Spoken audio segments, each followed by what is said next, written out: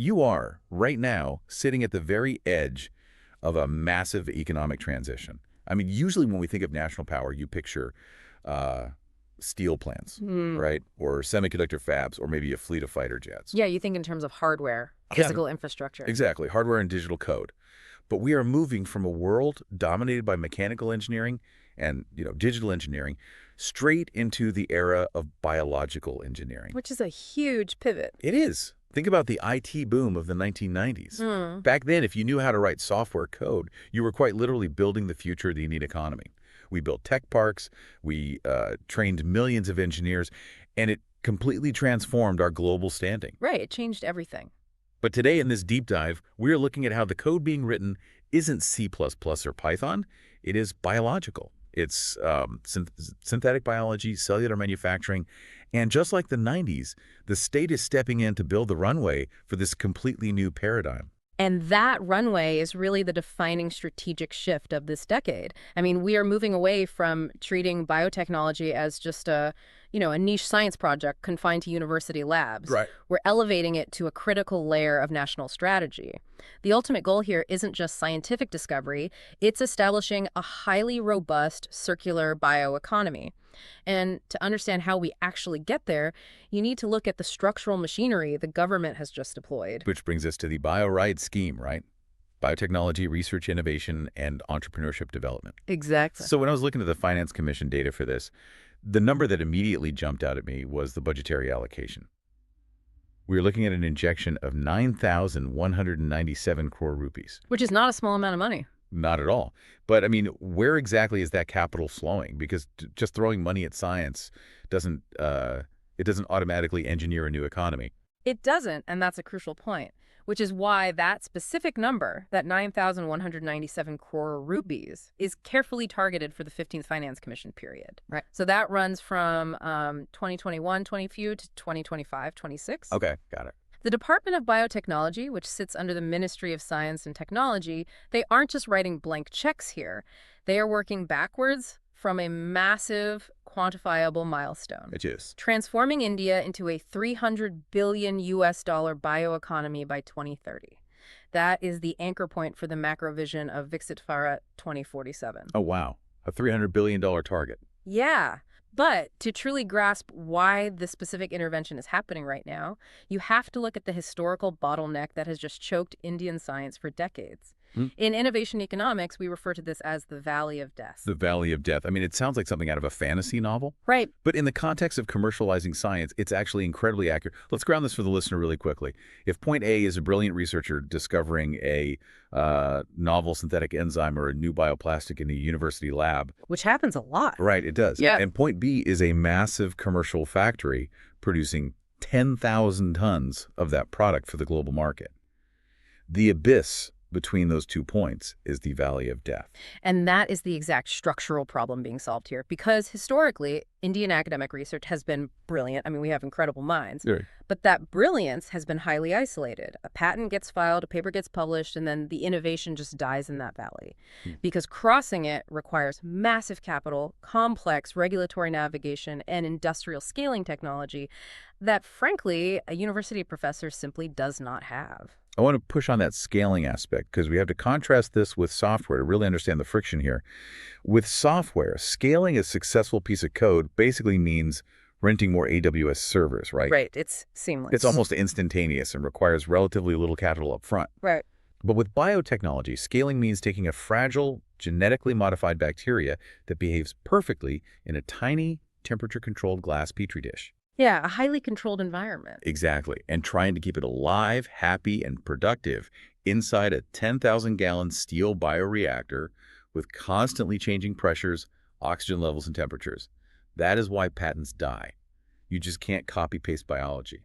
That is a phenomenal way to visualize the friction. The biological variables are infinitely more complex than digital variables, and that is why BioRide is structured the way it is. How so? Well, it isn't a generic funding pool. It is an engineered response framework built on 3 highly specific pillars. So let's break down how this policy actually attacks the Valley of Death.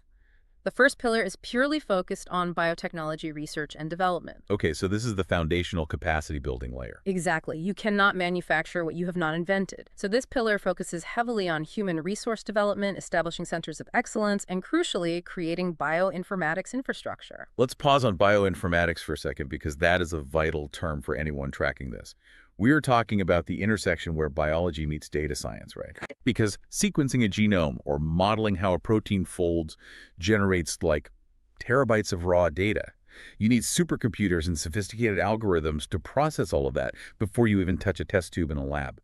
So pillar one is really about generating the raw intellectual capital and the digital tools required to process it. Right, but it goes deeper than just building the tools. The administrative mechanism driving pillar one is something called extramural funding. This is a keyword you absolutely must understand. Extramural, so outside the walls. Literally, yes. Yeah. BioRide heavily emphasizes extramural grants, meaning the government isn't just hoarding this 9,197 crore rupee budget within its own state-run institutions. Oh, I see. Yeah, it is aggressively pushing that capital outward to independent universities, private research organizations, and individual innovators. It is a deliberate strategy to decentralize the innovation engine across the entire country. So pillar one builds the brain trust. But again, raw intellect doesn't build factories. How do we start physically bridging that valley of death? That brings us to pillar two, which is industrial and entrepreneurship development, or I&ED.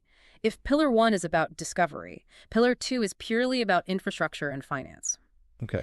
This is where we see the aggressive push for public-private partnership models, the PPP models. The government uses this pillar to fund the creation of bioclusters and biotech parks. Now, a biocluster isn't just a generic office park.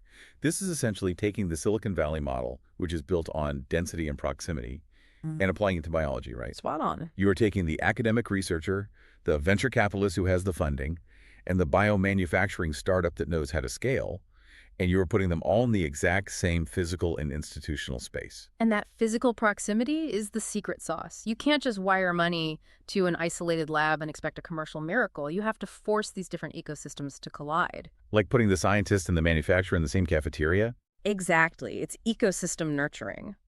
Furthermore, by utilizing the PPP model, the state effectively absorbs that massive early-stage risk that we talked about earlier. By building the biopark and subsidizing the massive bioreactors, the government de-risks the environment so that private capital feels safe enough to step in and fund the actual startup. That makes a lot of sense, and that perfectly sets up Pillar 3, which seems to be the most technologically advanced component of the entire scheme, biomanufacturing and biofoundries. Yes, Pillar 3 is where it gets really futuristic. When someone hears the word foundry, they usually think of molten metal, sparks, and heavy industry. What exactly is a biofoundry in this context? Think of a biofoundry like a massive, highly automated microbrewery. Okay, a microbrewery. Right. But instead of using yeast to brew beer, you are genetically programming that yeast or other microorganisms to sweat out high-value products. We are talking about programming cells to produce aviation fuel, biodegradable plastics, or complex pharmaceuticals. Yeah, a biofoundry brings extreme automation, robotics, machine learning, and high-throughput screening to design, build, and test biological organisms at an industrial scale. It is the literal factory floor where synthetic biology meets mass production. And what's fascinating is how this third pillar explicitly aligns with the Life Initiative lifestyle for the environment. The objective isn't just rapid industrialization, it's sustainable biomanufacturing. Exactly, the circular bioeconomy. Right. We are looking at engineering indigenous solutions to boost agricultural productivity, maybe creating drought-resistant crops and hitting green goals through bioenergy. We are basically replacing petroleum-based manufacturing with cellular manufacturing. Which brings us to the broader strategic significance of this entire framework. When we analyze the macro impact of BioRide, we have to look past the immediate economics and recognize the dual-use nature of these technologies. Dual use. Tell me more about that. Well, fostering indigenous solutions in healthcare and agriculture isn't merely an economic growth engine. It is a fundamental requirement for national security. I am so glad you brought that up, because this is the absolute core of Abanir Parvaraj true strategic autonomy. Yes, exactly. Let's look at healthcare as an example. Right now, if you take a basic painkiller like paracetamol or a standard antibiotic, the active pharmaceutical ingredients, the APIs, the actual chemical compounds that make the drug work, are largely imported. Huge amounts of them. We are incredibly reliant on external supply chains, specifically from countries like China. If a global crisis hits or a pandemic shuts down shipping lanes and your supply of APIs is cut off, your entire healthcare system is paralyzed. But the vulnerability is immense. And the exact same logic applies to agriculture. If climate change accelerates and decimates a staple crop, your economy halts and you face a food security crisis. Right. So BioRide is the institutional acknowledgement that we just cannot afford to be dependent. It is the government saying we must have the domestic capacity to genetically engineer and manufacture complex biopharmaceuticals and climate-resilient crops on our own soil. We are shifting from a paradigm of merely demonstrating scientific capability to actually becoming a global leader in biomanufacturing. Yes. But let's apply a critical evaluation layer here, because if you read the actual text of the scheme, it reveals exactly what the government is worried about. Oh, for sure. The document repeatedly uses phrases like bridging gaps, creating synergies, and emphasizing incubation support. That tells me the primary existing threats are still deeply entrenched. The phrasing absolutely reveals the systemic anxieties. The implementation gap to watch closely is the speed of governance. Can a traditional hierarchical bureaucracy move fast enough to support highly agile biotech startups? Because biotechnology iterates at an incredible speed. Unbelievable speed. If regulatory approvals for a new synthetic enzyme take 3 years, that startup is dead in the water. The institutional friction between the speed of science and the speed of government is a massive hurdle. And we can't ignore the resource constraints, specifically regarding private capital. The fact that BioRide specifically carves out government-backed seed funding highlights a historical drought of private venture capital in Indian bioentrepreneurship. It's a huge issue. Because if I launch a software startup, I can show a VC a working prototype in 6 months and get funded. But a biotech startup, that has a gestation period of maybe 7 to 10 years before it sees a single rupee of profit. Private markets in India haven't fully matured to stomach that kind of long-term risk yet. Which perfectly illustrates why the government is forcing the issue. If the state doesn't build the biofoundry and provide the extramural grants, the private sector simply won't cross the valley of death on its own. It's a textbook case of state-led market creation. Let's pivot our thinking here, sort of shift gears into the war room mentality. If you were listening to this and you were preparing to draft a strategic policy brief, or you're sitting for a high-level administrative exam, how do you logically structure all of this information? Right, because we can't just list facts randomly. We need a solid framework. Exactly. Let's map out a concise, high-impact structure. Imagine you only have about 150 words to make your case. If you are constrained by length, you have to be highly surgical.